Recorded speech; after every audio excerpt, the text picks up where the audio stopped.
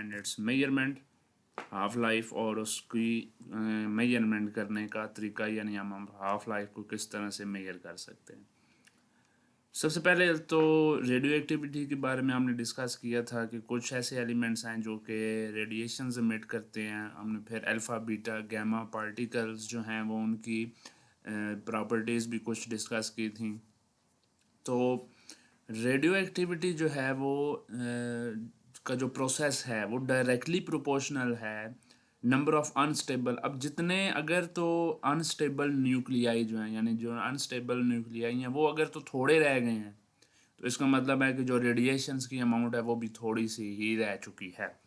अगर वो ज़्यादा तादाद में है तो उसके अंदर से रेडियो एक्टिव जो रेडिएशंस है, रेडियो एक्टिव डिके भी ज़्यादा तादाद में होगा। तो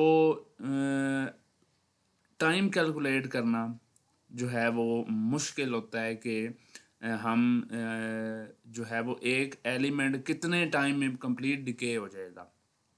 उसके लिए हम एक टर्म यूज़ करते हैं जिसे हाफ लाइफ कहते हैं। हाफ लाइफ किसी भी एलिमेंट की, किसी भी रेडियो एक्टिव एलिमेंट की जिसमें से रेडिएशन एमिट होंगी, उसकी हाफ लाइफ वो टाइम पीरियड होता है, वो ड्यूरेशन होता है जिसमें हाफ ऑफ द जो रेडियो एक्टिव एलिमेंट है वो डिके हो जाएगा। यानी उसके जो अनस्टेबल न्यूक्लियाई हैं वो आधे न्यूक्लियाई, यानी half of the unstable nuclei decay हो जाएंगे, उसमें जो है वो डिसइंटीग्रेट हो जाएंगे। वो टाइम, अब हाफ लाइफ क्या है, बेसिकली ये टाइम है, वो टाइम जिसमें half of the unstable nuclei disintegrate हो जाते हैं, या आप कह लें कि डिके हो जाते हैं, आधे उसके जो न्यूक्लियाई हैं वो डिके हो जाते हैं, उसे जो है वो हम हाफ लाइफ कहते हैं।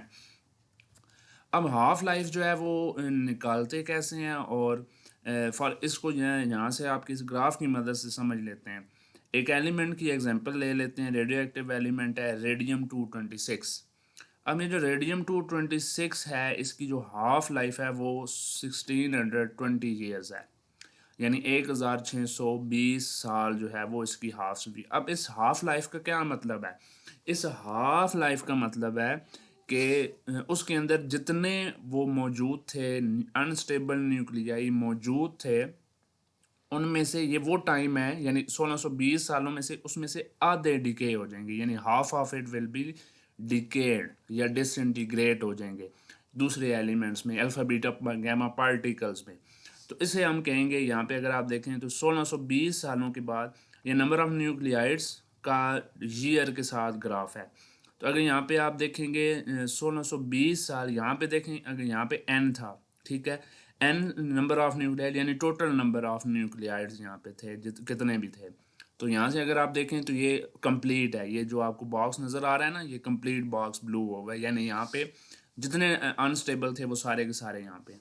अब आगे बात करते हैं कि जब हाफ लाइफ गुजरेगी, यानी 1620 साल जब गुजर चुके होंगे, तो 1/2n हो जाएगा, यानी इस न्यूक्लियाइड के आधे, देखो इस बॉक्स को इन्होंने आधा किया हुआ है, ठीक है, यानी half of the elements decay हो चुके हैं, half of the nuclides decay हो चुकी हैं, यानी उनमें से alpha beta gamma radiation emit होके दूसरे एलिमेंट्स बन चुके हैं। अब आगे चलें, अब 1/2 ये इतना रह गया। अब 1/2 से 1/4 जाना है हमने, यानी अब इस 1/2 का हाफ कितना होगा? 1/2 का हाफ होता है 1/4, ठीक है, 1/4n, यानी इसका भी आधा। इसके आधे में कितना टाइम लगेगा? जाहिर है हाफ लाइफ तो 1620 साल है, 1620 प्लस 1620 3240, यानी 3240 ईयर्स हमें लगेंगे जब 1/4n पे पहुंचेंगे। आप इसको परसेंटेज के हवाले से भी समझ सकते हैं। फॉर एग्जांपल यहाँ पे था 100%, यानी हाफ लाइफ 100% है, तो 100% का आधा कितना होता है? 50%। तो 50% आने में 1620 साल लगे, 50% से 25% में आने में कितने साल लगेंगे? ज़ाहिर है उतने ही साल लगेंगे 1620, लेकिन वो 1620 यहाँ से जब यहाँ पे आएंगे तो वो 1620 तो नहीं रहेंगे, वो प्लस होंगे उसमें 1620 में, तो 3240 बन जाएगा। अब 25 से फिर आपने किस पे आना है? 12.5 पे, यानी 25 का भी आधे पे आना है, तो उसमें भी टाइम तो 1620 साल ही लगेगा, यानी 1/4 से जब हम 1/8 में आएंगे तो उस वक़्त जो है वो कितनी हाफ़ लाइफ़ गुज़र चुकी होंगी, तीसरी हाफ़ लाइफ़ गुज़र चुकी होगी। यहाँ पे अगर आप देखें, ये पहली हाफ़ लाइफ़ गुज़र चुकी है n से 1/2 n पे आने के लिए, दूसरी हाफ़ लाइफ़ गुज़रेगी 1/2 से 1/4 n तक आने के लिए 3240 साल, और 1/4 n से जो है वो तीसरी यानी 3 दफ़ा हाफ़ लाइफ़ प्लस हो चुकी है चौथी। इसी तरह से आगे हाफ़ लाइफ़्स चलती जाती हैं और एलिमेंट डिके होने में बहुत ज़्यादा टाइम लगता है, यानी 4860 साल गुज़र चुके होंगे तब 1/8 यानी 1/8 अगर परसेंटेज में उसे आप कन्वर्ट करेंगे तो 12.5% जो है वो रेडियम अभी भी मौजूद होगा उसके अनस्टेबल न्यूक्लियाई। 100 में से 12.5 यानी 12.5 अब भी न्यूक्लियाइड मौजूद होंगे, अनस्टेबल न्यूक्लियाई मौजूद होंगे। तो इसी वजह से कहा जाता है कि जो रेडियो एक्टिव सब्सटेंस है इसको डिके होने में बहुत ज़्यादा टाइम लगता है और इसमें से रेडिएशंस एमिट होती रहती हैं। इसी वजह से कई हज़ारों साल पुरानी जो रेडियो एक्टिव सोर्सेज जब डिस्कवर होते हैं तो उनमें से भी रेडिएशंस जो है वो डिटेक्ट की जा सकती हैं। तो इसी डाटा को यूज़ करते हुए एक फार्मूला बनाया गया है, R remaining atoms is equal to original atoms 1/2t, या इसको आप रिमेनिंग एटम्स को n से लिखते हैं, ओरिजिनल एटम्स जितने थे उसको NO से multiply by 1/2 raise to power t। इसको हम न्यूमेरिकल फार्मूलाज में भी इस्तेमाल करेंगे। केमिकल जो है वो ये जो रेडियो एक्टिविटी का प्रोसेस है फिज़िकल कंडीशन पे डिपेंड नहीं करता। टेम्परेचर बढ़ जाए, कम हो जाए, रेडियो एक्टिविटी पे कोई इफ़ेक्ट नहीं होता। प्रेशर के बढ़ने या कम होने से कोई फ़र्क नहीं पड़ता। इलेक्ट्रिक और मैग्नेटिक फील्ड अगर आप इसमें प्रोवाइड करें तो there will be no effect जो है वो there will be no effect on the process of radioactivity. जो रेडिएशन उसमें से एमिट होनी है वो उसमें से एमिट होती हैं अनस्टेबल न्यूक्लियाई की वजह से।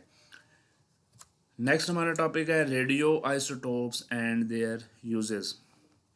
रेडियो आइसोटोप्स जो है वो उसके बहुत सारे यूजेस हैं, ठीक है। कुछ ऐसे न्यूक्लियस हैं जो कि स्टेबल न्यूक्लियाई हैं। मैंने शायद आपको बताया था कि जो 82 से जो ग्रेटर नंबर है, एटॉमिक नंबर है, यानी जिसमें नंबर ऑफ प्रोटॉन्स 82 से ग्रेटर हैं, वो जो है वो स्टेबल न्यूक्लियाई नहीं होते। उससे नीचे नीचे जो हैं वो स्टेबल होते हैं।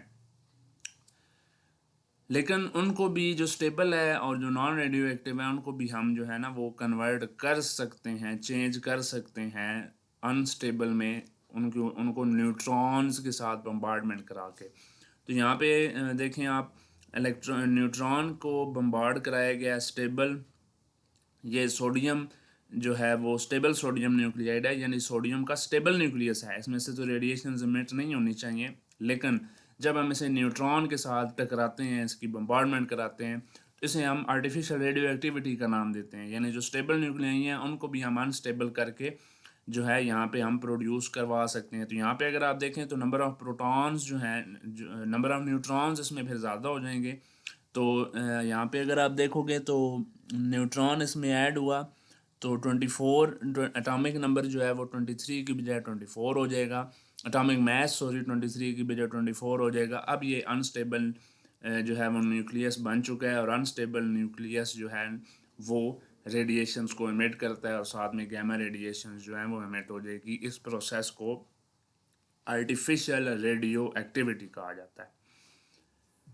तो इसी तरह आगे हीलियम अल्फ़ा पार्टिकल्स की एग्जांपल है। अल्फ़ा पार्टिकल को जब आप एल्युमिनियम के स्टेबल न्यूक्लियाइड के साथ बम्बार्डमेंट कराएंगे तो फास्फोरस रेडियो आइसोटोप और साथ में न्यूट्रॉन एमिट होता है। Uses of radioisotopes, tracers.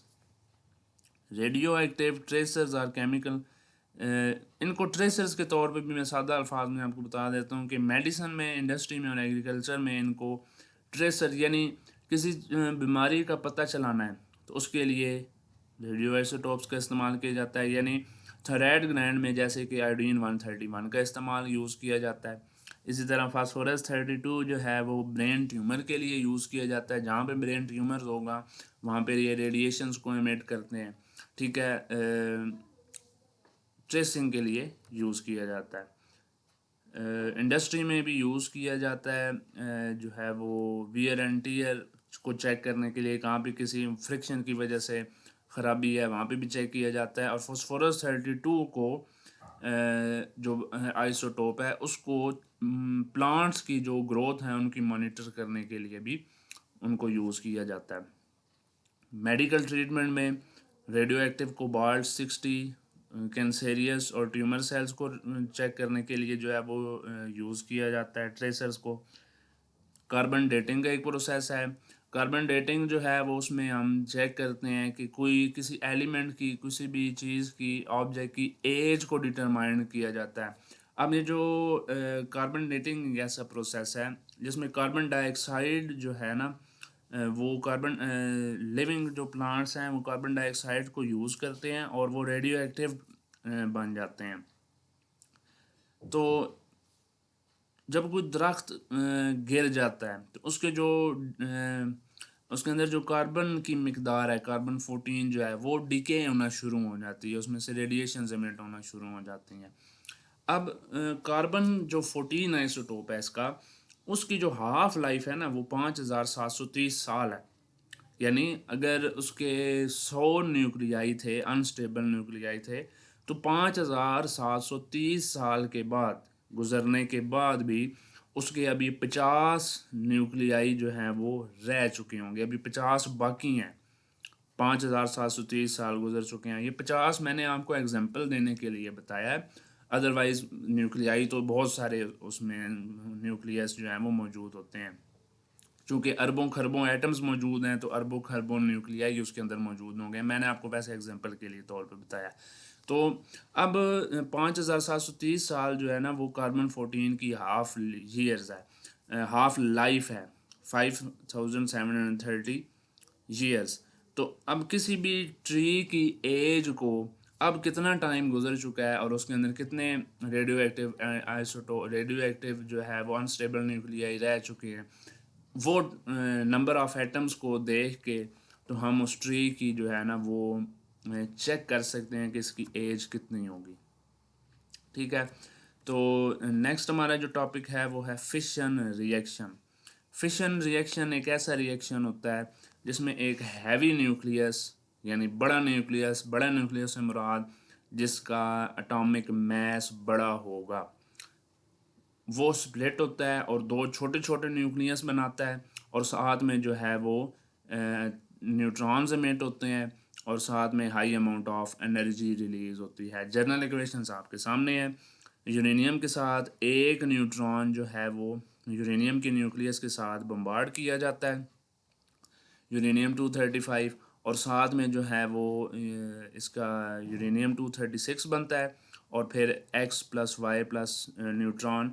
अब यहाँ पे ये न्यूक्लियाई हैं जो कि हम अगले इक्वेशन में डिस्कस करते हैं और साथ में 3 न्यूट्रॉन और high amount of energy release होती है। ज़रा इस इक्वेशन को देखें, 1 and 0 ये न्यूट्रॉन है।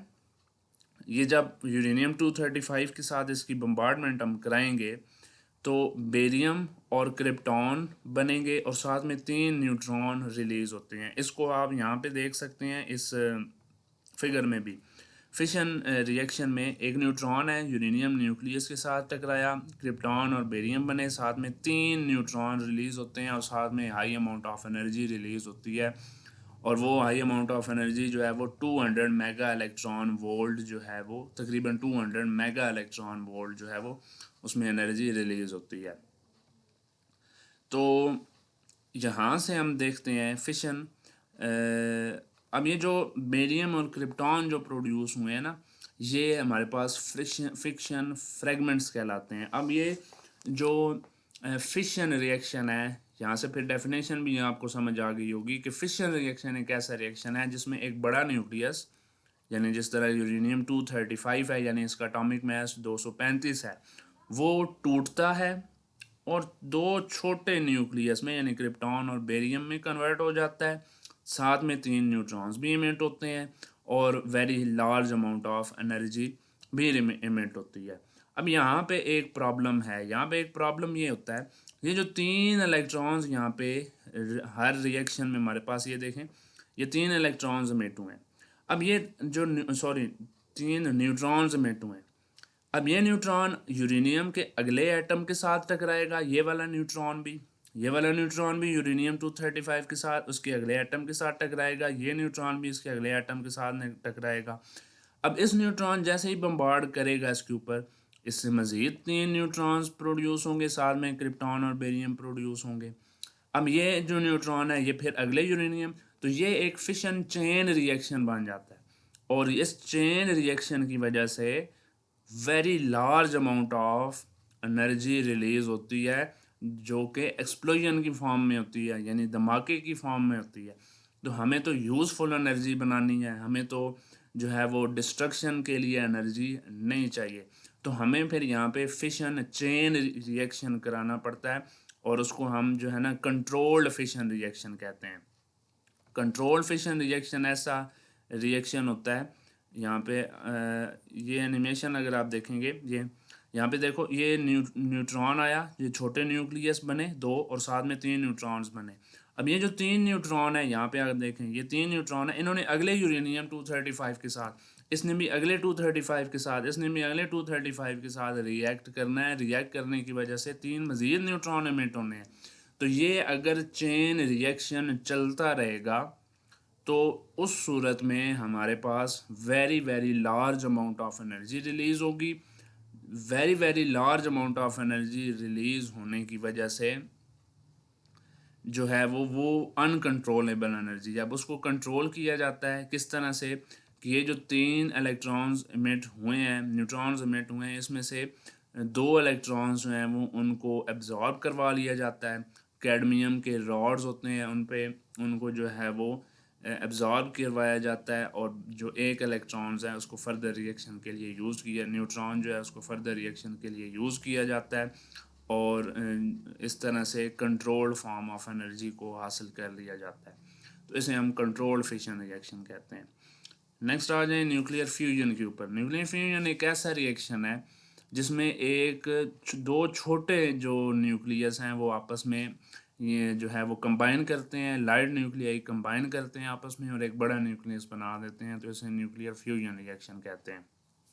यहाँ पे एग्जांपल गिवन है, 2H1 plus 3H1 gives us 4He2 plus 1N0 plus energy. यानी यहाँ पे ड्यूट्रियम और ट्रिटियम जो है वो हाइड्रोजन के जो 2 आइसोटोप्स हैं, ये कन्वर्ट हो रहे हैं 4He यानी हीलियम गैस में कन्वर्ट हो रहे हैं, साथ में न्यूट्रॉन एमिट होता है, और very large amount of energy यहाँ पे रिलीज़ होती है। ये असल में रिएक्शन जो है वो सूरज में यानी सन में हो रहा होता है, और ये रिएक्शन हर वक्त हो रहा है, और साथ में very large amount of heat energy वहाँ पे प्रोड्यूस हो रही होती है। ठीक है, वहाँ पे जो है वो हाइड्रोजन न्यूक्लियाई हीलियम न्यूक्लियस में कन्वर्ट हो रहा है, और लार्ज एनर्जी, और वो तकरीबन सन जो है वो 20 मिलियन केल्विन का टेम्परेचर अचीव कर रहा है। 20 मिलियन केल्विन, यानी ये हमारे पास 2 करोड़ केल्विन का, यानी जो हीट यहाँ पे एनर्जी रिलीज होती है वो in the form of heat energy होती है। तो उस वजह से इतना वेरी वेरी हाई टेम्परेचर जो है वो अचीव हो रहा है वहाँ पे। तो ये इसे कहते हैं न्यूक्लियर फिशन रिएक्शन, जिसमें 2 छोटे